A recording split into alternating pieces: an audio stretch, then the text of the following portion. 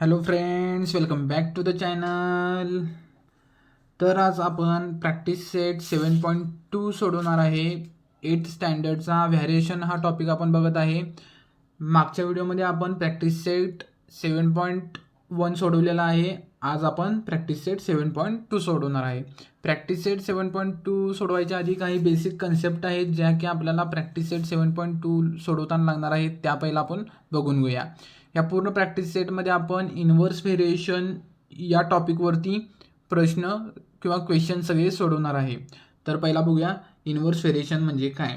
तर what is inverse variation? Inverse variation means Wien one quantity increase the other quantity will be decrease. What is inverse variation? Wien the one quantity increase other quantity will be decrease. आणि आपण मागच्या व्हिडिओमध्ये काय शिकलो आहे, direct variation म्हणजे काय. जर एखादी क्वांटिटी इन्क्रीज होत असेल तर दुसरी देखील क्वांटिटी इन्क्रीज होते.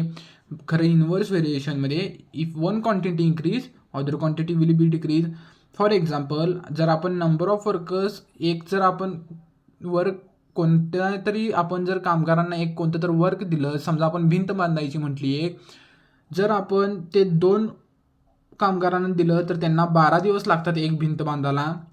जर 3 वर्कर्सला दिलं तर त्यांना 8 दिवस लागतात एक भिंत बांधायला. जर 4 वर्कर्स दिलं तर त्यांना 6 दिवस लागतात आणि जर 6 वर्कर्स दिलं तर त्यांना एक भिंत बांधायला 4 दिवस लागतात. म्हणजेच काय, जसं की आपण नंबर ऑफ वर्कर्स जसं वाढवत जाऊ तसं डेज हे कमी होतात. बरोबर आहे. जेवढे कामगार जास्त तेवढं आपल्याला रिक्वायर्ड डेज कमी लागणार आहेत एक भिंत बांधायसाठी. त्यालाच आपण इन्व्हर्स व्हेरिएशन म्हणतो. इथं काय व्हायला आहे, जसं नंबर ऑफ वर्कर्स इन्क्रीज व्हायला तसं नंबर ऑफ डेज कमी व्हायला आहेत. म्हणजेच काय, one quantity increase the other quantity will be decrease. Okay. तर त्याला आपण मॅथमॅटिकली कसं आपण त्याला मग रिप्रेझेंट करतो ते बघूया आता. The statement x inversely proportional to the y. त्याला आपण मॅथमॅटिकली कसं लिहितो, x inversely proportional to the y. 1/y म्हणजे काय, इन्व्हर्स.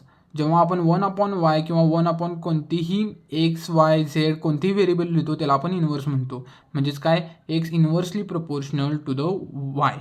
असं ह्याला आपण वाचताना कसं वाचतो, x inversely proportional to the y. आपण असं म्हणत नाही x inversely proportional to the 1/y. नाही, हे चुकीचं आहे. X inversely proportional to the y. Inverse म्हटलं की 1/y आपण कन्सिडर करतो त्याला. जर आता हे इन्व्हर्स साईन आपल्याला काढायचं आहे म्हणजे प्रोपोर्शनॅलिटी, तर जर आपल्याला साईन काढायचं असेल आणि इक्वल टू साईन आपल्याला जर आणायचं असेल तर के कॉन्स्टंट ऑफ व्हेरिएशन मागच्या टॉपिकमध्ये बघितलेला आहे, म्हणजेच मागच्या व्हिडिओमध्ये आपण बघितलेलं आहे.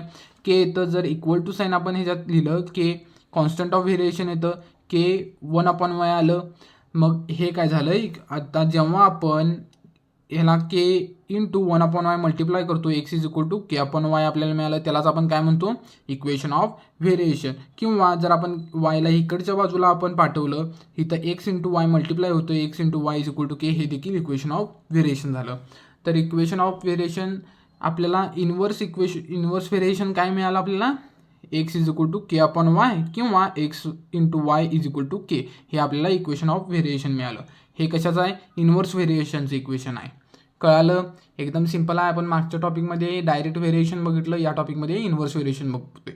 डायरेक्ट व्हेरिएशनमध्ये एखादी क्वांटिटी इन्क्रीज होत असेल तर दुसरी क्वांटिटी देखील इन्क्रीज होते. म्हणजेच कसं, जर जेवढे आपण चॉकलेट जास्त घेऊ तेवढं आपल्याला प्राईस जास्त द्यायला लागणार.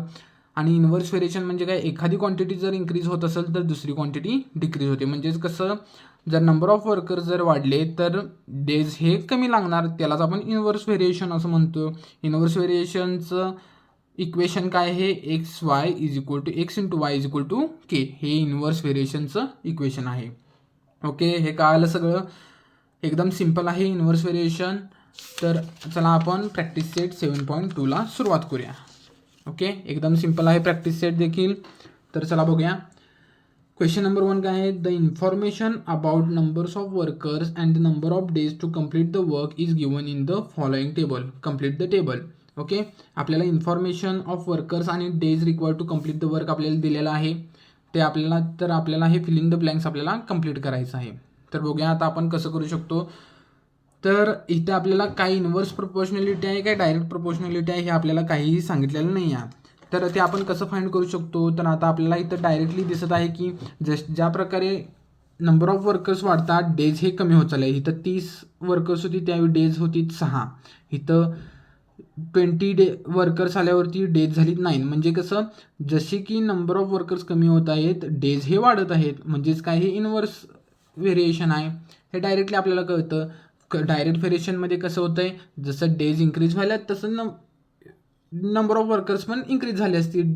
म्हणजेच डायरेक्ट व्हेरिएशन म्हणजे कसं, चॉकलेट्स जर आपण जास्त घेतले तर प्राईस आपल्याला जास्त यायला लागणार आहे. का इथं कसं व्हायला, one quantity decrease other quantity increase, त्यालाच आपण इनव्हर्स व्हेरिएशन म्हणतोय. सिम्पल आहे. तर चला हे आपण सोडवायला चालू करूया. ते एकमध्ये आपण लाईन करून घेऊया, म्हणजे आपल्याला सोडवायला सिम्पल झाली. इकडच्या बाजूला आपण नंतर लिहू शकतो. ओके, चला. तर आपण पहिला एक लेट म्हणून आपण पहिला कन्सिडर करूया. लेट नंबर ऑफ वर्कर्सला आपण काय म्हणूया, एन म्हणूया. Okay, let number of workers is equal to n. Number of वर्कर्सला आपण काय म्हणलं, एन मानलं. आणि नंबर ऑफ डेजला डी मानूया. Number of days is equal to d. Number of वर्कर्सला काय म्हणलं, एन मानलं, आणि नंबर ऑफ डेजला डी मानलं. आता आपल्याला माहिती आहे, आपण बघितलं हे इनव्हर्स प्रोपोर्शनॅलिटी आहे. मग आपण असं लिहू शकतो का, number of workers and number of days to complete work are inverse proportion. आपण म्हणूया, सिन्स नंबर ऑफ वर्कर्स, माझी स्पेलिंग मिस्टेक होते, स्पेलिंगकडे लक्ष देऊ नका, तुम्ही स्पेलिंग व्यवस्थित लिहित जा. ओके, मी गडबडीत लिहित जातो, म्हणजे व्हिडिओ लहान व्हावा आणि जास्त करून मी तुम्हाला समजू शकू दे म्हणून मी फास्ट लिहायला जातो, त्यामुळे काही स्पेलिंग मिस्टेक होतात, त्याकडे तुम्ही लक्ष देऊ नका. Since number of workers and number of days to complete work are inverse proportion. बरोबर, इनव्हर्स प्रोपोर्शन आहेत, आर इनव्हर्स प्रपोर्शन.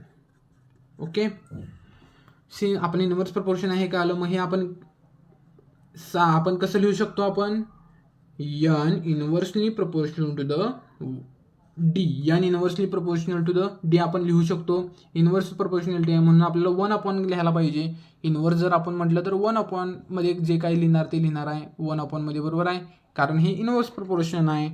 एकदम इझी आहे, सिम्पल आहे. ओके, तर चला पुढं आता सोडूया. आता आपल्याला हे प्रपोर्शनॅलिटी साईन काढायचं आहे. मग आपण करू शकतो, n is equal to k 1/d. Okay, inverse proportionality काढल्यावर के हे साईन येतं तिथं, आणि के काय आहे, कॉन्स्टंट ऑफ व्हेरिएशन. इथं आपण लिहू शकतो, k is constant of variation. Okay, simple आहे. के आपल्याला मिळाले. आता आपण काय करू शकतो, वर के कॉन्स्टंट ऑफ व्हेरिएशन आपल्याला मिळाले. अजून ह्याला सिम्प्लिफाय करायचं म्हटलं तर आपण n into d is equal to k असं लिहू शकतोय. ह्याला आपण इक्वेशन नंबर 1 देऊया. ओके, आता आपल्याला काय पहिला के फाइंड करायला लागणार. जर आपल्याला ह्या फिलिंग द ब्लँक जर फाइंड करायचं असेल तर आपल्याला पहिला काय करायला लागणार आहे, के फाइंड करायला लागणार आहे. के कसं फाइंड करणार, आता हे आपल्याकडे व्हॅल्यू आहेत, त्या व्हॅल्यू आपण ह्याच्यामध्ये घालून केची व्हॅल्यू फाइंड करू शकतो. मग आपण एक नंबर घेतला, इक्वेशन 1 करूया. काय करायचं आता, when n is equal to 30 आणि d is equal to 6. N आणि डी आपण सबस्टिट्यूट करायचं इक्वेशन 1 मध्ये. इक्वेशन 1 मध्ये जर एन आणि डी आपण जर सबस्टिट्यूट केलं तर आपल्याला काय मिळणार, आता इथं लिहिलं आपण, substitute n is equal to 30 and d is equal to 6 in equation 1. हे सबस्टिट्यूट केलं आपल्याला काय मिळणार, केची व्हॅल्यू मिळणार, जेणेकरून आपल्याला हे पुढचे इक्वेशन सोडवायला सिम्पल जाईल. मग आता करायचं, सबस्टिट्यूट आपण केलं तेव्हा आपल्याला काय मिळतं, 30 × 6 इज इक्वल टू के मिळालं. 30 × 6 किती येतं आहे, 180 मिळालं के. ओके, मग आता आपल्याला काय मिळालं, कॉन्स्टंट ऑफ व्हेरिएशन मिळालं, केची व्हॅल्यू मिळाली. आता केची व्हॅल्यू आपण इक्वेशन 1 मध्ये ठेवलं. पुट, हे दिसतं का तुम्हाला, नाही दिसत, एक मिनिट, आपण इथं लिहिलं, put k is equal to 180 in equation 1. मग इक्वेशन आपल्याला 1 काय मिळणार आहे, n into d is equal to 180. Okay, हे आता इक्वेशन आपल्याला मिळालं, ह्याला आपण इक्वेशन नंबर 2 म्हणूया. ओके, आता इकडच्या साईडला आपण फिल इन द ब्लँक सोडवू शकतो. चला, क्वेश्चन नंबर 2 काय आपल्याला मिळणार. आता आपल्याकडे काय आहे, when d is equal to 12 आपल्याला काय फाइंड करायचं आहे, यन फाइंड करायचा आहे, यन आपल्याला फाइंड करायचं आहे. मग आता काय केलं, सबस्टिट्यूट केलं d is equal to 12 in equation 1, put in equation 2. Okay, equation 2 आपल्याला काय आहे, n into d is equal to 180, ह्याच्यात पुट केलं n into 12 is equal to 180. मग यन 12 हे खालती डिवाईडला जाणार, मग आपल्याला यनची व्हॅल्यू काय मिळणार आहे. तुम्ही स्टेप बाय स्टेप सोडवायचं आहे. पहिला आता इथं डिवाईडला तुम्ही घालवायचं आहे, मी काय लिहित नाही कारण आपल्याकडे जागा कमी आहे. मग आपल्याला त्यावेळी काय मिळणार आहे, n is equal to 15. Okay, n मिळालं आपल्याला, आपण यन इथं डायरेक्टली पुट करू शकतो, काय करू शकतो, 15 पुट केलं इथं. ओके, इथं तुम्ही स्टेप बाय स्टेप करायचं आहे. इथं यन 12 इकडे डिवाईडला जाणार आणि यनची व्हॅल्यू आपल्याला मिळणार आहे 15. ओके, सिम्पल आहे. यन इथं आपण लिहिलं काय असेल ते. चला 3 नंबर बघूया. आता 3 नंबरला आपण घेतलं. चला आता काय मिळालं आपल्याला, n when n is equal to 10 आपल्याला काय करायचं आहे, डी आपल्याला फाइंड करायचं आहे. Put n is equal to 10 in equation 2. Equation 2 मध्ये पुट करायचं यन इज इक्वल टू 10. आपल्याला मग इक्वेशन कसं मिळणार आहे, n is equal to 10 put केल्यावरती 10 into d is equal to 180. मग आता d is equal to 180 divided by 10 झालं. मग डीची व्हॅल्यू आपल्याला काय मिळणार आहे, 18. ओके, मग डी इथं पुट केलं 18. ओके, सिम्पल आहे. डी आपल्याला काय, जर जेव्हा वर्कर्स 10 असतील त्यावेळी आपल्याला डेज लागणार आहेत 18. आणि आता इक्वेशन 4 बघूया. आता जेव्हा आपल्याला डेज 36 असतील त्यावेळी वर्कर्स किती लागणार आहेत ते आपण फाइंड करणार. When d is equal to 36 n म्हणजे किती फाइंड करायचं आहे ते आपल्याला लागणार, पुट इन इक्वेशन 2 मध्ये आपण पुट केलं. इक्वेशन 2 काय असं तयार होणार आहे, मग इक्वेशन 2 आपल्याकडं डी आहे आता, n into 36 is equal to 180. मग n is equal to 180 divided by 36 होणार, म्हणजे यन इज इक्वल टू किती आहे, यन इज इक्वल टू किती होणार आहे, जेव्हा डिवाइड होणार आहे त्यावेळी 5. यनची व्हॅल्यू 5, म्हणजे जेव्हा 5 वर्कर्स असतील त्यावेळी आपल्याला डेज 36 लागणार. म्हणजे जसे जसे वर्कर्स कमी होत आहेत त्या तसे आपले डेज वाढत आहेत. म्हणजेच काय, हे इनवर्स प्रोपोर्शनॅलिटीचं एक्झाम्पल आहे. सिम्पल आहे, इझी आहे एकदम.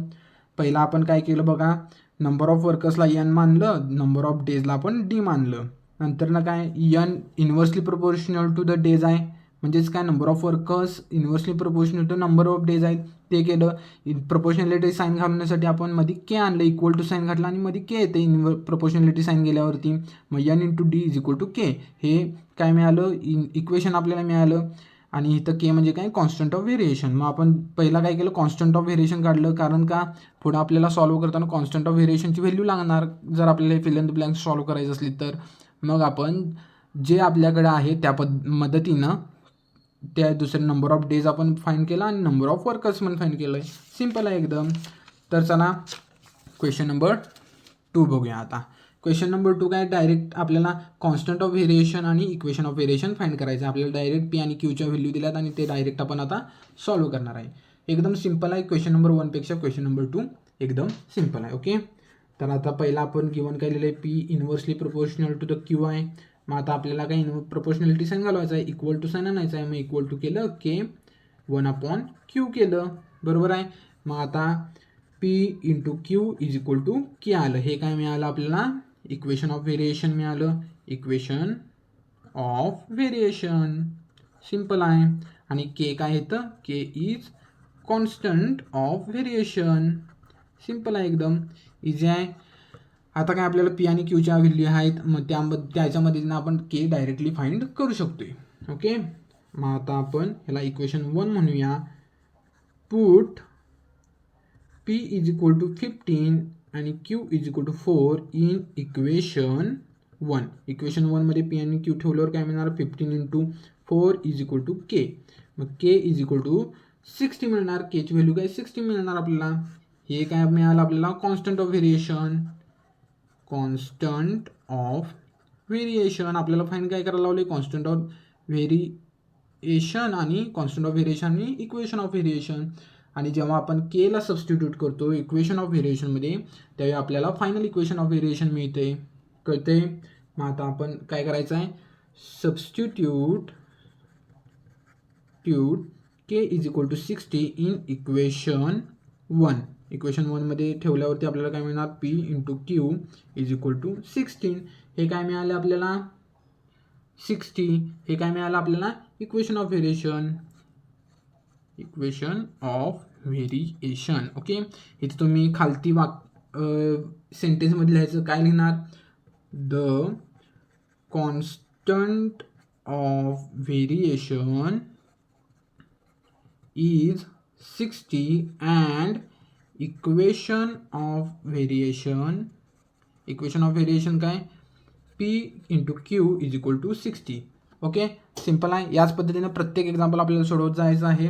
तुम्ही प्रत्येक एक्झाम्पलला असं सेंटेन्समध्ये खालती आन्सर लिहायचं आहे, म्हणजे तुम्हाला कसं मार्क झपाझप मिळत जातील. ओके, तर चला आता काय पुढच्या एक्झाम्पलमध्ये काय Z inversely proportional to 1/W आहे. आपल्याला प्रोपोर्शनॅलिटी साईन घालवायचा, इक्वल टू केलं, के आलं, त्यामुळं constant of variation k into 1/W. मग आपल्याला काय W इकडच्या साईडला आलं, Z into W is equal to k मिळालं आपल्याला. हे काय मिळालं इक्वेशन ऑफ व्हेरिएशन आणि हे काय मिळालं कॉन्स्टंट ऑफ व्हेरिएशन. इथं लिहायचं आहे तुम्ही ऑफ व्हेरिएशन. ओके, मग आता काय केलं सबस्टिट्यूट इन इक्वेशन 1. ह्याला इक्वेशन नंबर 1 दिलं. इक्वेशन 1 काय आहे in equation Z is equal to 2.5 आणि W इज इक्वल टू 24.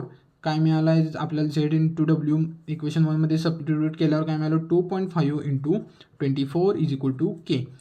काय मग आता मिळणार आहे आपल्याला केची व्हॅल्यू आपण सबस्टिट्यूट केल्यावर किती मिळणार आहे 60. हे काय मिळालं आपल्याला constant of variation. Okay, constant of variation मिळालं. आता जेव्हा आपण substitute K is equal to 60 in equation 1 जेव्हा मध्ये करतो त्यावेळी आपल्याला काय मिळतं इक्वेशन ऑफ व्हेरिएशन. आता Z into W is equal to 60 हे काय मिळालं आपल्याला इक्वेशन ऑफ व्हेरिएशन. ओके, तेच तुम्ही आता इथं खालती सेंटेन्समध्ये लिहायचं आहे the constant of variation is 60 and the equation of variation is also Z into W is 60. दोघांचं आन्सर सेमच आलेलं आहे. ओके, हे तुम्ही इथं खालती सेंटेन्समध्ये लिहून घ्यायचं आहे. ओके, सिम्पल आहे. चला पुढं बघूया. आता पुढचं काय दिलेलं आहे yes inversely proportional to the T square. Okay, आता काय प्रोपोर्शनॅलिटी साईन आपल्याला काढायचं आहे. मग आपण काय केलं इक्वल टू साईन लिहिलं की आलं constant of variation 1/T². Okay, मग आता पुढं काय करणार आपण T² आता इकडच्या बाजूला पाठवायचं. S into T² is equal to k. हे काय मिळालं आपल्याला इक्वेशन ऑफ व्हेरिएशन. ओके, हां नाही हे आपल्याला इथं काय मिळालं इथं constant k is constant of variation. K काय मिळालं आपल्याला कॉन्स्टंट ऑफ व्हेरिएशन आणि हे काय इक्वेशन ऑफ व्हेरिएशन मिळालं. आता काय सबस्टिट्यूट करायचे व्हॅल्यू. सबस्टिट्यूट ह्याला इक्वेशन नंबर 1 दिलं. Substitute s is equal to 4 आणि t is equal to 5 in equation 1. ओके, यस म्हणजे काय 4 इंटू T² म्हणजे 5चा square is equal to k. Answer काय मिळाला आपल्याला हे जेव्हा आपण सॉल्व करतो त्याचा आपल्याला आन्सर मिळतं K is equal to 100. Okay, मग आता आपण काय करणार हे आपल्याला काय मिळालं कॉन्स्टंट ऑफ व्हेरिएशन. ओके, मग इथं आता काय करणार substitute K is equal to 100 in equation 1. Equation 1मध्ये जेव्हा सबस्टिट्यूट करतो आपल्याला काय मिळालं s into T² is equal to 100. Okay, तर हे काय आपल्याला मिळालं इक्वेशन ऑफ व्हेरिएशन. हे आपल्याला मिळालं इक्वेशन ऑफ व्हेरिएशन. तर तुम्ही इथं आता खालती लिहायचं आहे the constant of variation is 100 and equation of variation is yes T² is equal to 100. Okay, simple आहे. हे तुम्ही असं लिहिलं की झालं तुमचं. त्याच पद्धतीनं आता एक्झाम्पल नंबर 4 बघूया. एक्झाम्पल 4 मध्ये काय दिलं गिवन काय x inversely proportional to 1/√y. Okay, X inversely proportional to the √y दिले. मग आता काय प्रोपोर्शनॅलिटी साईन आपल्याला काढायचं आहे x is equal to k into 1/√y. Proportionality sign निघलं की आपल्याला के कॉन्स्टंट ऑफ व्हेरिएशन मिळतं. कॉन्स्टंट ऑफ व्हेरिएशन ॲड होतं त्यामध्ये, constant of variation. Okay, k is constant of variation. मग आपल्याला इकडं रूट वाय गेलं, x into root Y is equal to k मिळालं. हे काय इक्वेशन ऑफ व्हेरिएशन. ओके, आता आपण काय करणार, सबस्टिट्यूट. आपल्याकडे काय, substitute x is equal to 15 and Y is equal to 9 in equation 1. Equation 1 काय आहे, इक्वेशन 1 हे आहे. इक्वेशन 1मध्ये जेव्हा सबस्टिट्यूट करतो 15 into root 9 is equal to k, आपल्याला काय मिळतं, कॉन्स्टंट ऑफ व्हेरिएशन मिळते. 15 इंटू 3 किती येतं, 45. इथं काय आपल्याला मिळालं, constant of variation. Constant of variation simple आहे. आता काय करणार, कॉन्स्टंट ऑफ व्हेरिएशन आपण हे इथं टाकणार जेणेकरून आपल्याला इक्वेशन ऑफ व्हेरिएशन मिळेल.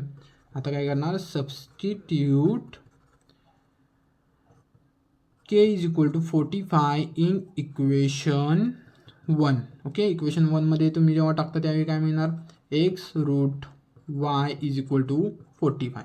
हे काय मिळालं आपल्याला, इक्वेशन ऑफ व्हेरिएशन. ओके, आता इथं आपण सेंटेन्समध्ये लिहायचं खालती, द कॉन्स्टंट ऑफ व्हेरिएशन किती मिळाले आपल्याला, 45 अँड इक्वेशन ऑफ व्हेरिएशन किती मिळाले आपल्याला, is X into root Y is equal to 45. Okay, तर क्वेश्चन नंबर 2 कंप्लीट झालेला. आता बघूया आपण क्वेश्चन नंबर 3. तर आता चला क्वेश्चन नंबर 3 बघूया आपण. तर तो क्वेश्चन नंबर 3 काय आहे, the boxes are to be filled with the apples in a heap. If 24 apples are put in a box then 27 boxes are needed. जर आपल्याला 24 ॲपल्स बॉक्समध्ये जर एका बॉक्समध्ये ठेवायचं म्हटलं तर आपल्याला 27 बॉक्सेस लागतात. If 36 apples are filled in a box, how many boxes are needed. तर पहिला आपल्याला इथं डायरेक्ट व्हेरिएशन आहे काय इनव्हर्स व्हेरिएशन आहे हे पहिलं आपल्याला ओळखून घ्यायला पाहिजे. तर ते आपण कसं ओळखून घेऊ शकतो, सपोज आता आपल्याकडे जर 100 ॲपल असतील आणि जर एका बॉक्समध्ये आपण 25 ॲपल जर ठेवले तर आपल्याला बॉक्सेस किती लागणार, 4 बॉक्सेस लागणार. तेच जर आपण एका बॉक्समध्ये 50 ॲपल ठेवले तर आपल्याला किती लागणार आहेत, बॉक्सेस 2 लागणार आहेत. मग त्याच पद्धतीनं इथं काय म्हटलं, जर 24 ॲपल्स आपण एका बॉक्समध्ये ठेवले तर आपल्याला 27 बॉक्सेस लागतात. तेच जर आपण 36 ॲपल्स जर एका बॉक्समध्ये ठेवली तर आपल्याला नक्कीच आपल्याला अजून कमी बॉक्स लागणार आहेत, कारण एका बॉक्समध्ये आपण 36 ॲपल्स ठेवलो आहे. त्यामुळे हे काय आहे, इनव्हर्स व्हेरिएशन आहे. या पद्धतीनं आपण इनडायरेक्ट व्हेरिएशन आहे काय डायरेक्ट व्हेरिएशन आहे हे आपण ओळखू शकतो. तर चला आपण, आपल्याला हे तर कळालं की हे इनव्हर्स व्हेरिएशन आहे. तर आता चला सोडवून बघूया आपण. ओके, चला मग आता आपण पहिला काय म्हणलं, नंबर ऑफ ॲपल्सला आपण काय म्हणलं, नंबर ऑफ ॲपल्सला आपण एक्स रिप्रेझेंट करूया आणि बॉक्सेसला आपण वाय रिप्रेझेंट करूया. ओके, तर चला आपण तसं कन्सिडर करूया. लेट एक्स रिप्रेझेंट काय, number of apples in each box. X represent काय करणार आहे, number of apples in each box. Okay, number of apples in each box. Okay, x represent the number of apples in each box and y represent काय करणार आहे, boxes. Okay, y काय represent करणार आहे, boxes represent करणार आहे. Apples in each box. Okay, आपण त्याला तसं लिहू शकतोय, apples in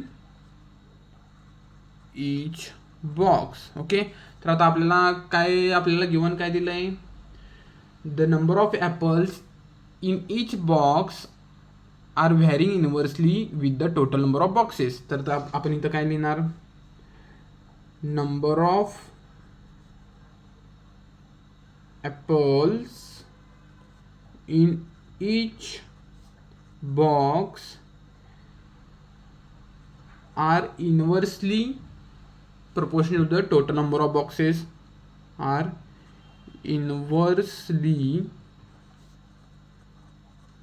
proportional to number of boxes. Okay, inversely proportional आहे. जसं की आपण नंबर ऑफ ॲपल्स वाढवू शकतो. एका बॉक्समध्ये जर आपण जास्तीत जास्त आपण जर बसवायचा प्रयत्न केला तर बॉक्सेस हे कमी होतील, बरोबर आहे. त्यामुळे आपण काय लिहिलं, number of apples are each box are inversely proportional number of boxes. Simple आहे एकदम. तर आता पुढं आपण कसं पद्धतीनं आपण सोडवू शकतो बघूया आता. तर आपल्याला हे गिवन दिलं आहे. मग आपण एक्स आणि वाय जर एक्स म्हणजे ॲपल्स इन ईच बॉक्स आणि वाय म्हणजे नंबर ऑफ बॉक्सेस जर रिप्रेझेंट केलं तर आपण ह्या पद्धतीने लिहू शकतो का, सिम्बॉलिक फॉर्ममध्ये x inversely proportional to the number of boxes. X inversely proportional to the number of boxes म्हणजे x inversely proportional to the y लिहू शकतो.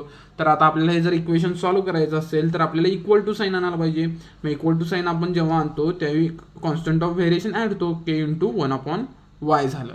ओके, बरोबर आहे. इथं काय आहे, के म्हणजे काय, constant of variation. Constant of variation,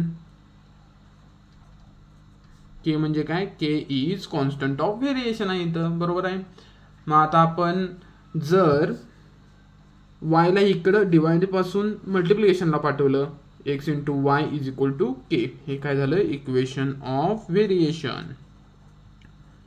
okay, तर आता आपल्याला पुढं गिवन काय दिलंय. आता इथं आपल्याला म्हटलंय if 24 apples are put in box then 27 boxes are needed. आपल्याला इथं गिवन काय दिलंय, गिवन काय आपल्याला, if we put 24 apples in each box then 27 boxes are needed. बरोबर आहे. म्हणजेच काय, आपण एक्स जर आपण 24 घेतलं तर आपल्याला वाय किती लागणार आहे, 27. म्हणजे जर 24 ॲपल घेतली तर आपल्याला बॉक्सेस लागणार आहेत 27. सिम्पल आहे. तर आता आपण सबस्टिट्यूट करूया. Substitute x is equal to 24 and Y is equal to 27 in equation 1. Equation 1 कशाला मानले आपण, इक्वेशन 1 जर ह्याला मानलं, ह्याच्यात जर सबस्टिट्यूट केलं तर आपल्याला काय मिळून जाईल, के मिळून जाईल. के जेव्हा आपल्याला मिळतो त्यावेळी आपण पुढचं इक्वेशन सॉल्व्ह करू शकतो. हे आपण जेवढं काय केलं ते केच्या व्हॅल्यूसाठी केलं, कारण आपल्याकडे केची व्हॅल्यू अजून नाही आहे. ओके, तर आता आपण केची व्हॅल्यू आपल्याला काय मिळते बघूया. जे या इक्वेशनमध्ये आपण जेव्हा रिप्लेस करतो आपल्याला इक्वेशन काय मिळतं, 24 into 27 is equal to K. Okay, इथे मध्ये आपण एक लाईन मारूया म्हणजे आपल्याला इकडच्या बाजूला सोडवता येईल.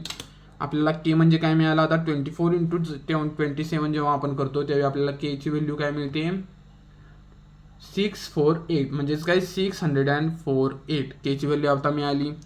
आता आपण काय केलं, substitute K is equal to 648 in equation 1. Equation 1 मध्ये जेव्हा सबस्टिट्यूट करतो त्यावेळी आपल्याला इक्वेशन ऑफ व्हेरिएशन मिळतं. म्हणजेच काय, X into Y is equal to 648. हे काय मिळालं आपल्याला, इक्वेशन ऑफ व्हेरिएशन. कळलं. आता आपल्याला काय, आपण हे पुढचं फाइंड करू शकतो. जर आता 36 ॲपल्स आपल्याला जर एका बॉक्समध्ये ठेवली तर आपल्याला किती बॉक्सेस लागतील हे आता आपण फाइंड करू शकतो. ओके, आता हे आपल्याला इक्वेशन ऑफ व्हेरिएशन मिळालं. आपण इथं खालती लिहिलं काय देणार आता, now we have to find the number of boxes needed when 36 apples are filled in each box. Okay, आपण काय लिहिलं, now we have to find number of boxes when we put 36 apples in each box.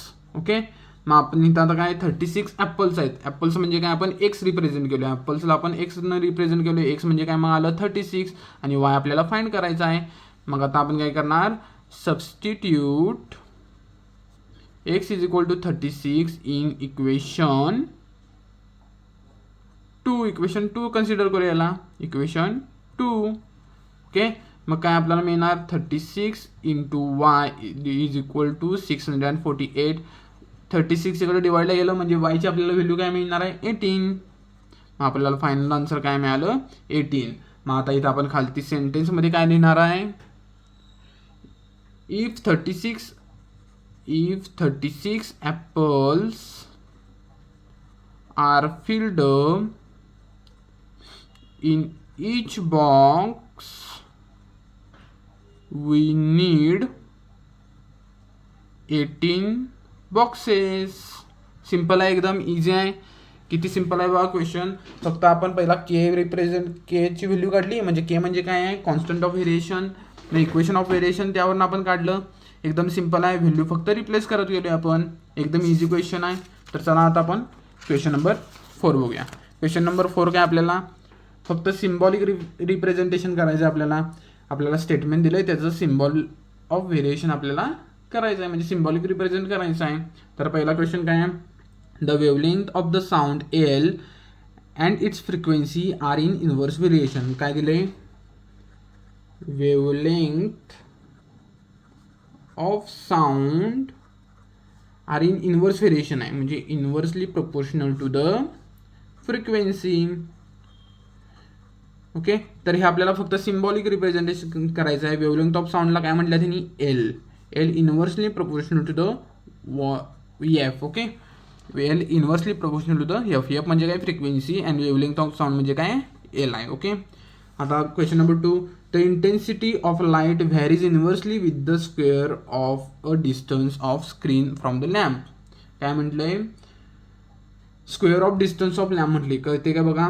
आता काय म्हटलंय, intensity of light, intensity of light inversely proportional to the square of distance of screen from lamp. Square of distance म्हणजे काय, डिस्टन्सचा square आहे. तेच आता आपण इंटेन्सिटीला काय म्हटलंय, म्हटलंय I inversely proportional to 1/d square. Okay, distance म्हणजे काय, डी. ओके, एकदम सिंपल क्वेश्चन होता हा देखील, काही सुद्धा अवघड नाही आहे. आपण सिम्पली प्रत्येक क्वेश्चन आपण सोडवत चाललेलो आहे, जरा सुद्धा काही सुद्धा अवघड नाही आहे.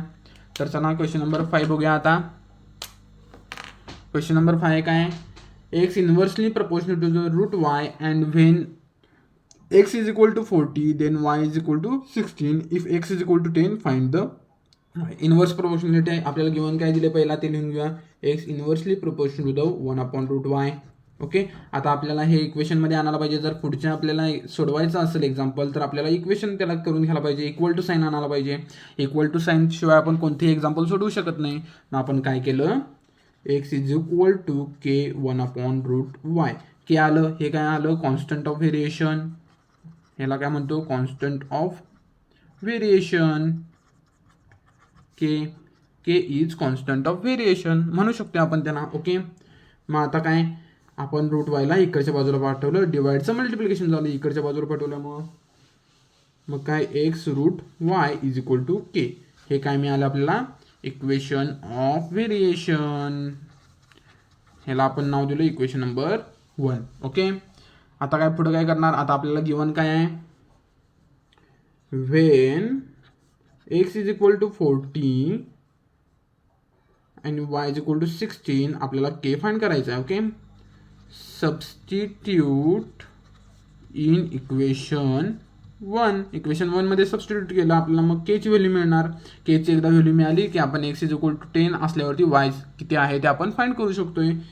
मग आता रिप्लेस केलं, व्हॅल्यू सबस्टिट्यूट केला, मग आपल्याला इक्वेशन काय मिळतं, 40 × √16 इज इक्वल टू के. मग के ची व्हॅल्यू आपल्याला काय मिळाली, 16चं 4 झालं. 4 मग ह्याचा जेव्हा मल्टिप्लिकेशन आपण करतो आपल्याला व्हॅल्यू काय मिळणार आहे, 160. म्हणजे के ची व्हॅल्यू मिळाली. Substitute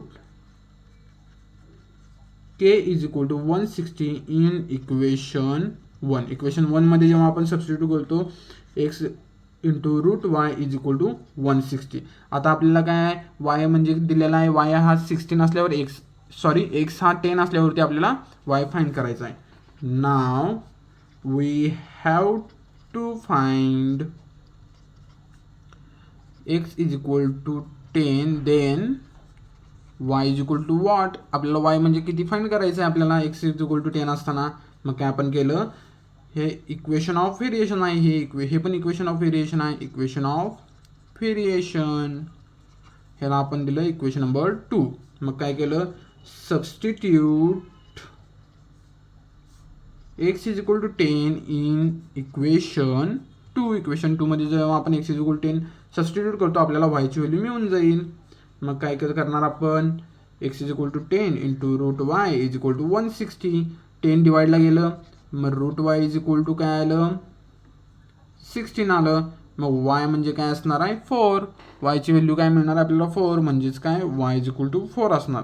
Wien X is equal to 10 then Y is equal to 4. इथं तुम्ही सेंटेन्समध्ये इथं लिहिलं तरी चालेल. X is equal to 10 then Y is equal to 4. Simple आहे, एकदम इझी आहे, एकदमच इझी आहे, काही सुद्धा अवघड नाही आहे. ओके, कळतंय. हां, इथं आपलं चुकलं बघा. इथं आपण रूट वायचं आपण पहिला स्क्वेअर करायला पाहिजे. आपण काय रूट घालवायचं आहे ना आपल्याला, आपण काय केलं जायचं रूट घेतलो आपण. तसं न करता आपण काय करायला पाहिजे, रूट वाय कधी जाणार जेव्हा आपण ह्याचा स्क्वेअर घेणार आहे.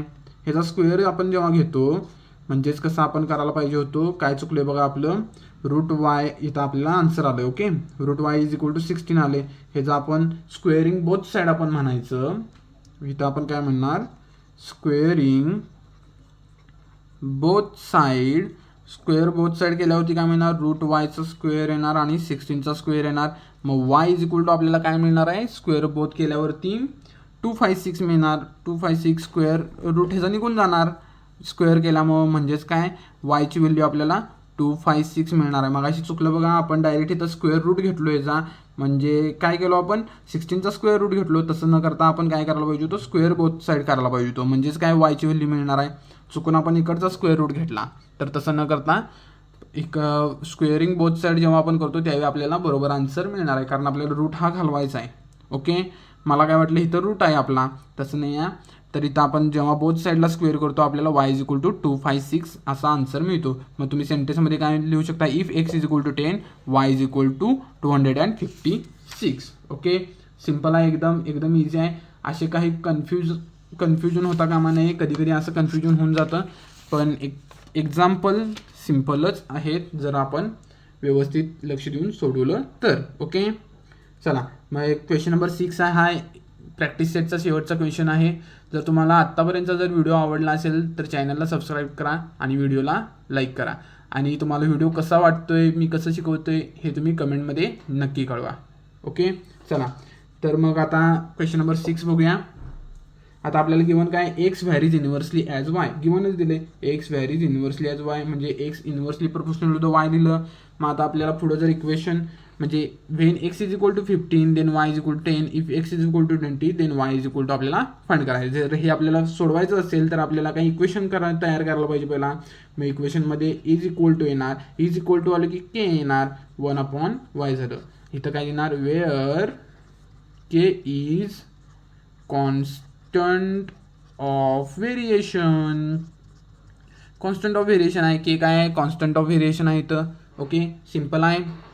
मग आता पुढं आपण सोडवलं, जेव्हा वाय इथं डिवाइडला इकडे येणार मल्टिप्लिकेशनला, x into Y is equal to k. हे आपण दिलं इक्वेशन नंबर 1. ह्याला काय दिलं, इक्वेशन नंबर 1 दिलं. आता आपल्याला काय आहे, गिवन काय दिलं आहे, when x is equal to 15 then Y is equal to 10. मग काय आपण केलं, सबस्टिट्यूट इन इक्वेशन 1. इक्वेशन 1मध्ये जेव्हा सबस्टिट्यूट करतो 15 into 10 is equal to K मिळतं. के इज इक्वल टू आपल्याला काय मिळतं 150. मग आता put k is equal to 150 in equation 1. Equation 1मध्ये जेव्हा आपण पुट करतो x into Y is equal to 150, हे काय मिळालं आपल्याला, equation of variation. Okay, variation, equation of variation आपल्याला मिळालं.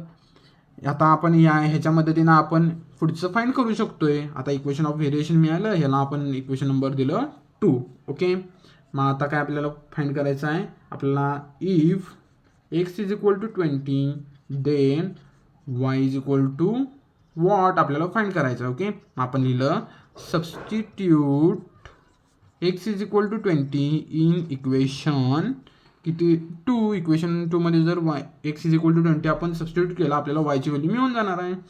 20 into Y is equal to 150. 20 इकडे डिवाइडला गेलं, y is equal to 150 divided by 20 झालं. मग वायची व्हॅल्यू आपल्याला काय मिळाली 7.5. ओके, मग वायचं आपल्याला मिळालं. मग आपण अशा सेंटेन्समध्ये लिहू शकतो. काय लिहू शकतोय?